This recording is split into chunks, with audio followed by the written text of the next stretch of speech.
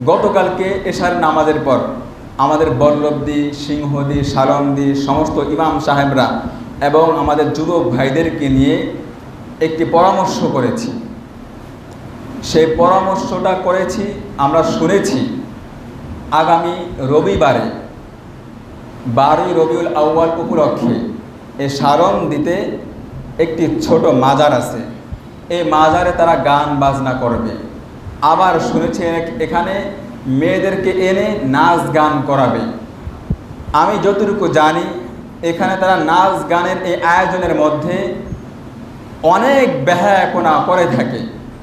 এক নম্বরে মেয়েদেরকে এনে নাচ গান করাবে, এখানে যারা উপস্থিত দাঁড়ানো থাকবে বাবা সন্তান তাদেরকে লজ্জা করে না বলেন?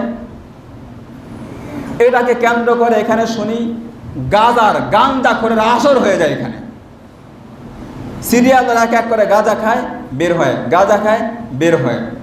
আমি শুনেছি এখানে সেজদাও দেওয়া হয় মাজারকে, নাউজুবিল্লাহ বলেন। মাজারে সেজদা দিলে সোজা ঈমান চলে যায়, তার বউ তালাক হয়ে যায়, এরপরে সন্তান যা হবে সব জারজ সন্তান হবে।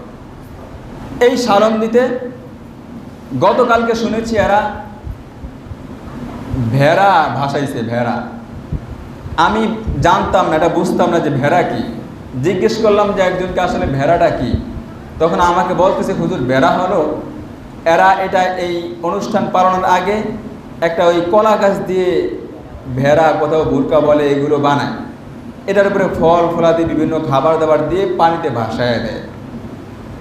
এই সম্পূর্ণ হিন্দুদের কালচার, অমুসলিমদের কালচার, এই বেদাতিগুলো এই মাদার পূজারীগুলো করে থাকে। কি আজীব কথা, মানুষ ইমানকে নষ্ট করে দিচ্ছে। আর ওরা কাফের হইলে সমস্যা ছিল না, ওরা মুসলমান নামে আমাদের মুসলমানদের সন্তানদের ইমান নষ্ট করছে ওরা। আমি এই গানের আয়োজন অনুষ্ঠানকে কিভাবে বন্ধ করা যায়, আমরা ওলামা একরাম একসাথে বসছি, পরামর্শ করছি। আমি চেয়েছিলাম আজকে জুমার নামাজের পর সমস্ত মসজিদের মুসল্লিদেরকে নিয়ে বাজারের একেবারে মিডল পয়েন্টে দাঁড়িয়ে মাইক ওখানে আগে রেডি রাখবো। সেখানে এই মাজার এটা সহ এলাকার যত অন্যায় কালচার, অবিচার, গুনাহের যত আকড়া আছে, জুয়া, নেশা, জিনা, পরক্রিয়া সহ যতগুলো অকারেন্স এলাকায় হয়ে থাকে সবগুলোর বিরুদ্ধে প্রতিবাদ করব। এই জন্যে আমরা সেখানে পরামর্শ করেছি। আমরা পরামর্শ করে প্রাথমিকভাবে এত হার্ডে না গিয়ে আমরা একটি জামাত তাদের কাছে পাঠাইছি, তাদেরকে বুঝাবার জন্য যে তোমরা এটা করো না। চতুর্দিকে মাজার ভাঙচুর হচ্ছে, আপনারা শুনতেছেন। আর এটা ছোট্ট মশা মাসি মিয়া বিশাল বড় বড় মাজার ভেঙে ফেলতেছে। আমরা চাচ্ছি না কোনো অরাজকতা তৈরি করতে, কোনো বিশৃঙ্খলা তৈরি করতে। আমরা সুন্দর মতো তাদেরকে বোঝানোর চেষ্টা করছি যেন এরকম আয়োজন না হয়। এগুলো শিরিক বেদাতে ভরপুর, এটা আমাদের প্রত্যেকের দায়িত্ব। আপনারা মনে করেন না যেটা এটা হেদায়েতুল্লাহ হুজুরের একা দায়িত্ব। এখানে যারা বসে আছেন প্রত্যেকের দায়িত্ব, প্রত্যেকটা মুসলমানের এই দায়িত্ব। মান রাআ মিনকুম মুনকারান ফালিয়ুগাইয়িরহু বিয়াদিহি ফাইন লাম ইস্তাতি' ফাবিলিসানি ফাইন লাম ইস্তাতি' ফাবিকলবি ওয়া যালিকা আযআফুল ঈমান। রাসূল সাল্লাল্লাহু আলাইহি ওয়াসাল্লাম বলেন, যখন তোমাদের সামনে কোনো অন্যায়, অত্যাচার, অবিচার, জুলুম, নির্যাতন, কোনো অন্যায় কাজ হয়, কোনো গুনাহের কাজ হয়, তোমার যদি হাত দ্বারা বাধা দেওয়ার শক্তি থাকে তো তুমি হাত দিয়ে বাধা দাও। এটা ঈমানের সর্বোচ্চ স্তর, হাত দিয়ে বাধা দেওয়া। যদি তোমার হাত দিয়ে বাধা দেওয়ার সাধ্য না থাকে তাহলে তুমি মুখ দিয়ে বলো, এটা ঈমানের দ্বিতীয় স্তর। আর যদি তুমি একেবারেই নড়ে বড়ে ঈমান হয়, তোমার দুর্বল হও, অন্তত অন্তর দিয়ে ঘৃণা করো। নরমাল ঈমানদার আমরা কেন হব? আমরা হাত দিয়েই বাধা দিব, সর্বোচ্চ ঈমানওয়ালা আমরা হব। কি বলেন?